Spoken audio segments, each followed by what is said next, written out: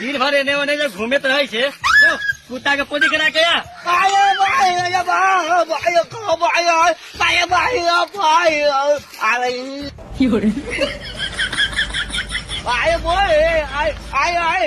कामो न करत रही कोरोना गहूम कटा भी छे जो कुत्ता के पोदी करा के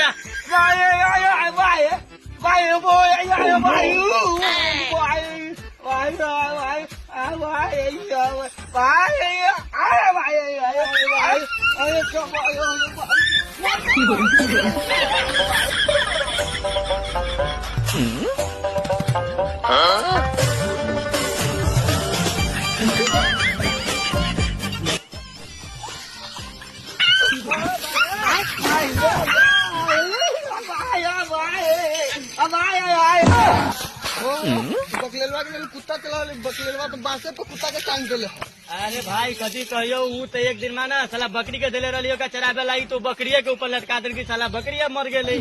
कहियो घर में आग लगा देती यार जल्दी चला साला बैठल कुत्ता कहाँ है